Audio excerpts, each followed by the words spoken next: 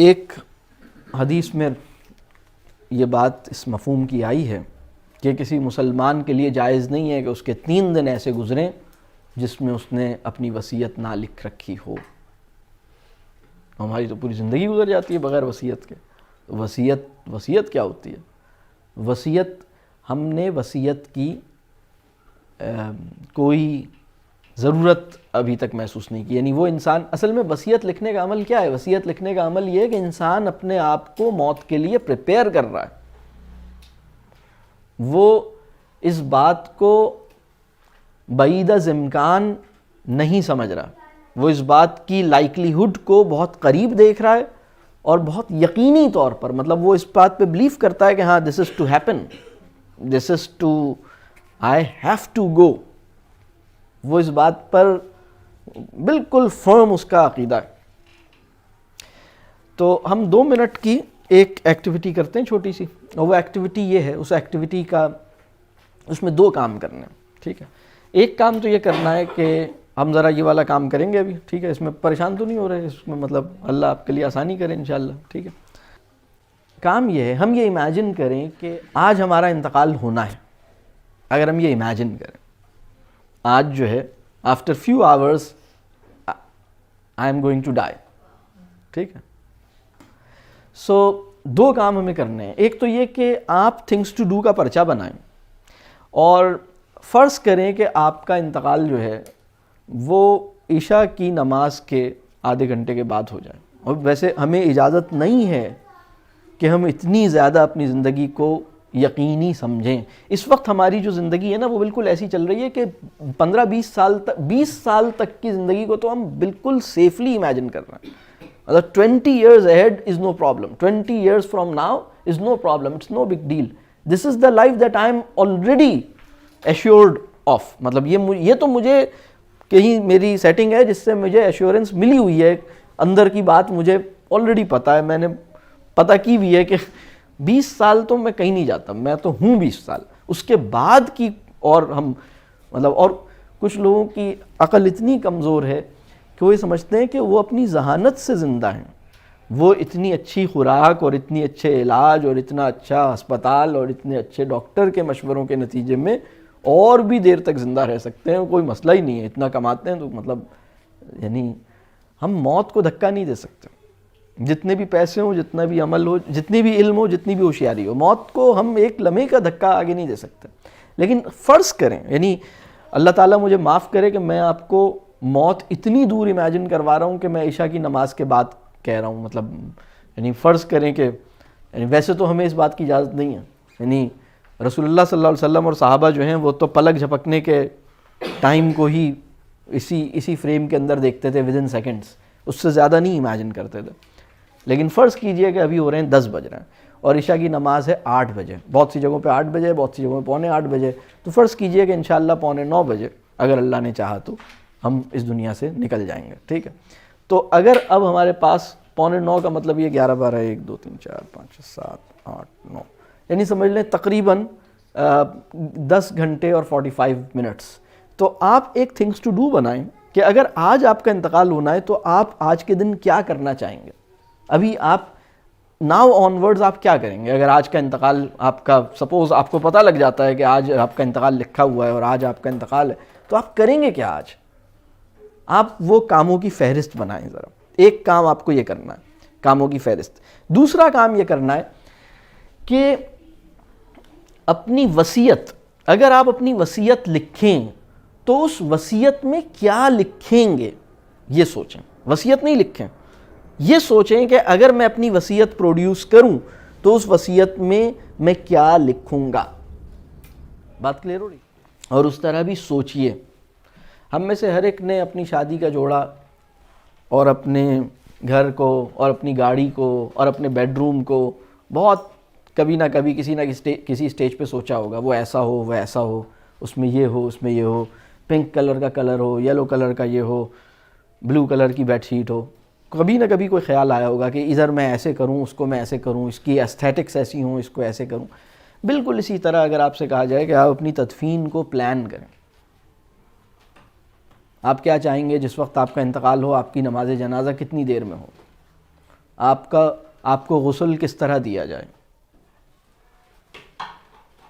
آپ کو کفن پہناتے ہوئے کس کس چیز کا خیال رکھا جائے، آپ کی قبر شہر میں آپ کون سا قبرستان ہے جس کے پاس سے گزرتے ہوئے آپ کو خیال آتا ہے کہ میری قبر اس قبرستان میں ہو تو زیادہ اچھا ہے، آپ نے وہ مارک کیا ہوا ہے، اور آپ کے ذہن میں آتا ہے کہ اس میں اگر اس طرح کی ملے تو زیادہ اچھا ہو،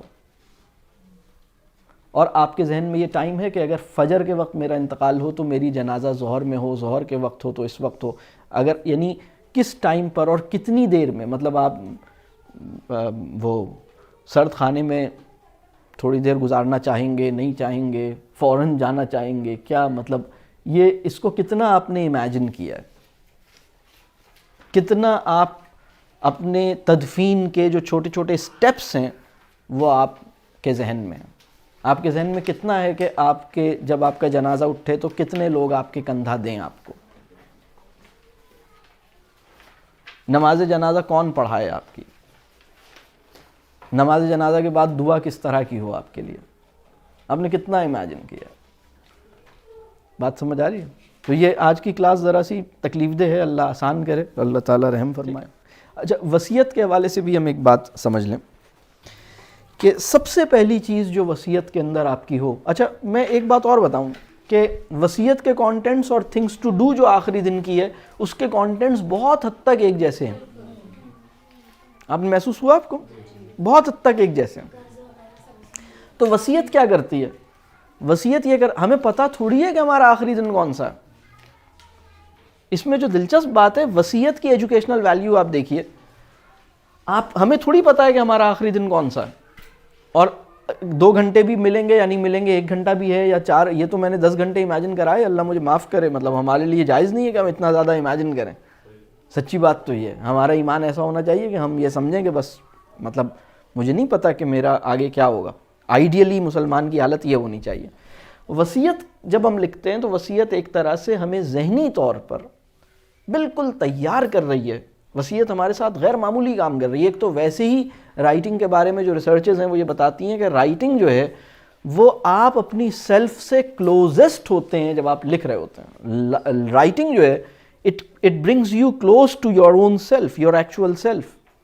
بڑی عجیب، اور رائٹنگ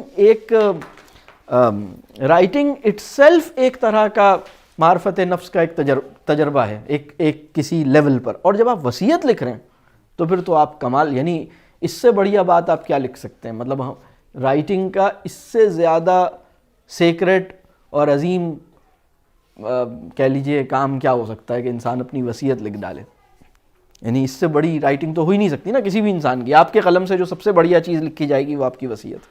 اس کے کمپوننٹس کیا ہو سکتے ہیں؟ اس کا پہلا کمپوننٹ جو اس میں ہونا چاہیے یہ اعترافات سے شروع ہونا چاہیے۔ اعتراف کہتے ہیں کہ آدمی اس بات کو تسلیم کرے کہ وہ حق ادا نہیں کر سکا۔ ہم میں سے کوئی یہ دعویٰ کر سکتا ہے کہ ہم نے سب کے حقوق ادا کر دیے؟ تو اعتراف جو ہے، اعتراف اور اعترافات کے ساتھ معافی کی درخواست، ان تمام لوگوں سے معافی کی درخواست کہ آپ لوگ مجھے معاف کر دیجئے گا۔ لاسٹ ڈے بھی آپ کا اسی طرح گزرنا چاہیے۔ لاسٹ ڈے جو ہے، لاسٹ ڈے کے اندر آپ کو توبہ کرنی ہے، آپ کو معافی تلافی کرنی ہے، بلکہ توبہ بعد میں کرنی ہے، معافی تلافی پہلے کرنی ہے۔ پہلے آپ نے لوگوں سے معافی تلافی کرنی ہے، سب سے جا کے سب سے معافی تلافی کرنی ہے، توبہ کرنی ہے اور استغفار کرنا ہے۔ 3 الگ کام ہیں، استغفار الگ چیز ہے، توبہ الگ چیز ہے۔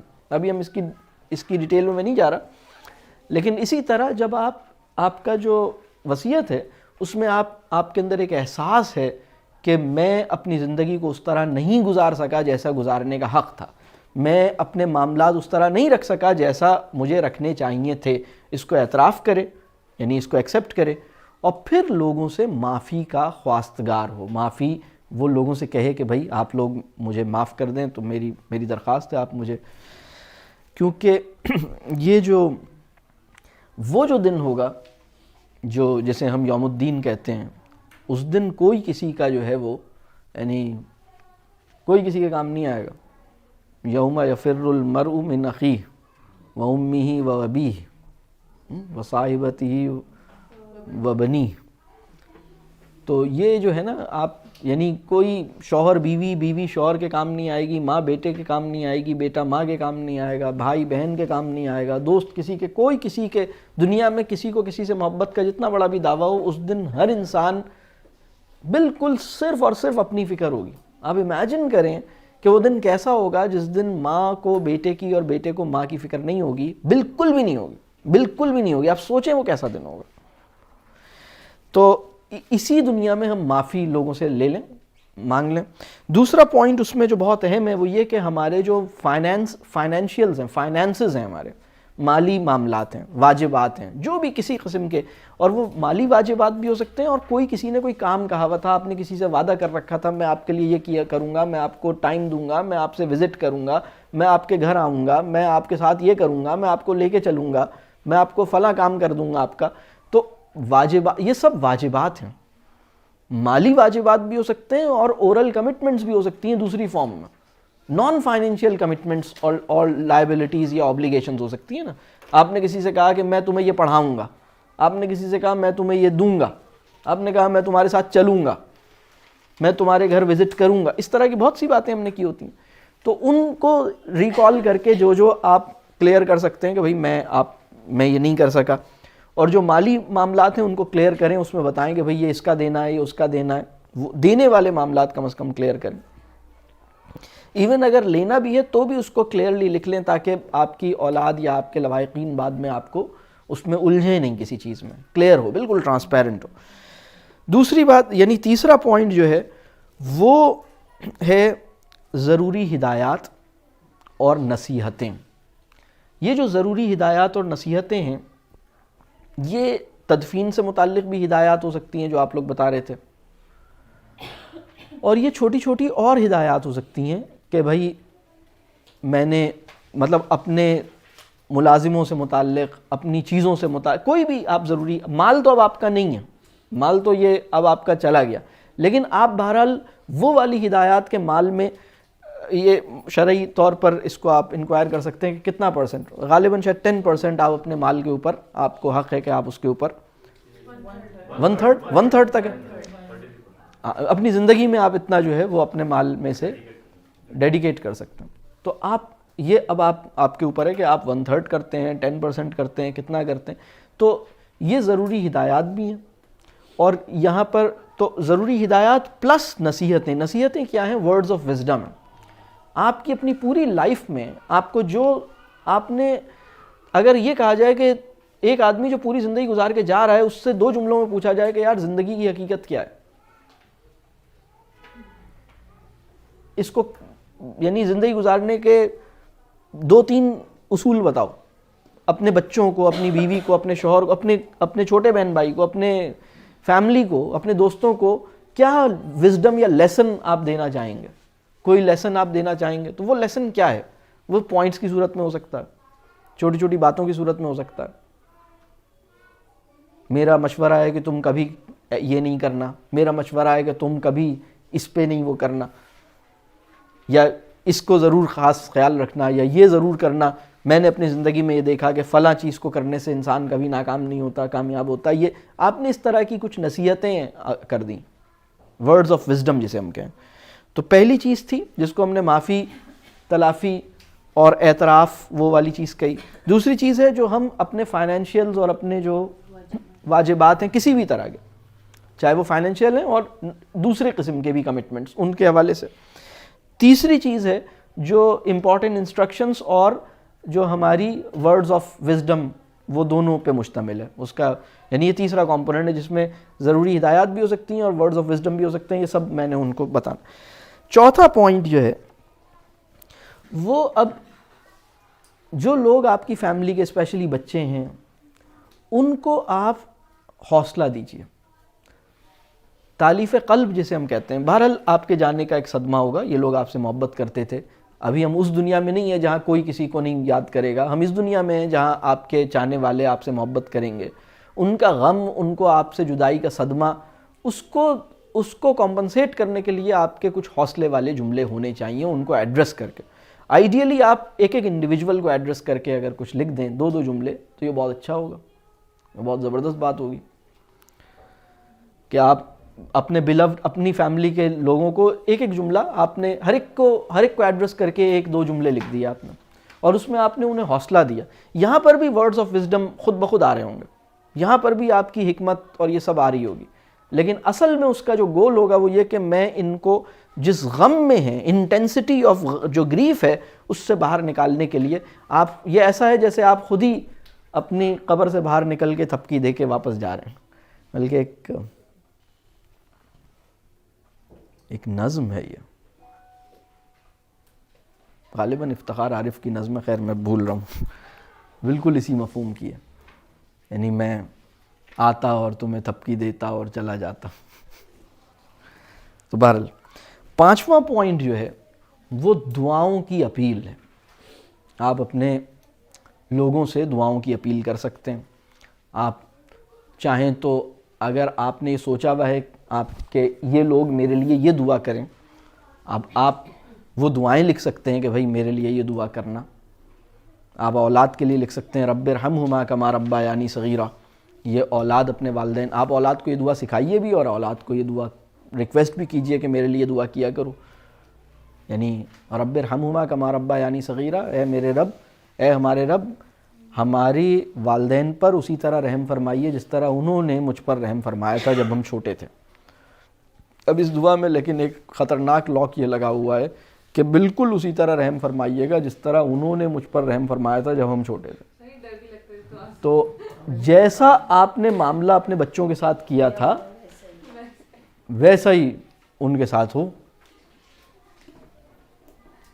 یعنی آپ کے بچے آپ کے لیے کہیں گے کہ جیسا ہماری امی نے ہمارے ساتھ معاملہ کیا تھا اور ہمارے ابو نے ہمارے ساتھ معاملہ کیا تھا، کما ربیانی صغیرا. یہ دعا ہے، یہ رب ارحمہما کما ربیانی صغیرا. بہت مطلب میں اس دعا کو، یہ میرے والد صاحب نے مجھے دعا یاد کرائی، میں ان کے لیے مانگا کرتا تھا، پھر ایک موقع پہ میں نے اپنے بچوں کو یاد کرائی، اور میں اس دعا کے اوپر ایک دن غور کر رہا تھا اور میں ہل گیا. کیونکہ جب میں اپنے والد کے لیے مانگا کرتا تھا میں بڑے کانفیڈنس سے مانگتا تھا. مجھے یعنی میں نے اس پہ غور کیا، میں نے کہا جب میں نے یہ غور کیا کہ اس کے اندر تو یہ لاک لگا ہوا ہے، تو بڑی خطرناک دعا ہے کہ یا اللہ ہمارے والدین پہ رحم فرما بالکل اسی طرح جس طرح انہوں نے ہم پر رحم فرمایا تھا جب ہم چھوٹے تھے. تو میں اپنے پورے کانفیڈنس کے ساتھ اپنے والد صاحب کے لیے دعا مانگ سکتا ہوں، کیونکہ واقعتاً میں نے انہیں پوری زندگی میں غصے میں نہیں دیکھا. میں نے اپنے والد صاحب کو کبھی غصے میں نہیں دیکھا، کبھی شاؤٹ کرتے ہوئے نہیں دیکھا، کبھی کسی پر بھی نہیں. ایسا نہیں مجھ پر، کسی پر بھی. اور ایسا نہیں ہے کہ وہ کوئی ان کی بہت ہی کمزور personality, it was a very firm, very strong personality. مطلب وہ ماشاءاللہ ان کا یعنی وہ کافی یعنی لیڈرشپ کوالٹیز ان کی بہت ماشاءاللہ ٹھیک ٹھاک تھیں. یعنی بڑی بہت سوشل لیڈر بھی تھے. لیکن جب میں نے اپنے اولاد کو یہ دعا یاد کرائی تو میں بس اس کے ساتھ جو دعا ہمیں اپنے لیے مانگنی چاہیے، اللہم حاسبنی حسابا یسیرا، اللہم حاسبنی حسابا یسیرا، اے اللہ ہمارے ساتھ آسان حساب کا معاملہ آسان فرما، حساب کا معاملہ آسان فرما. یہ وہ دعا ہے جو مطلب عشرہ مبشرہ اپنے لیے مانگا کرتے تھے، پیغمبر اپنے لیے مانگا کرتے تھے، اللہم حاسبنی حسابا یسیرا. تو ہمیں اس احساس کے ساتھ ایک یعنی ہم احساس کی قوت کے ساتھ یہ دعا مانگنے کی توفیق ہمیں اللہ کرے کہ مل جائے.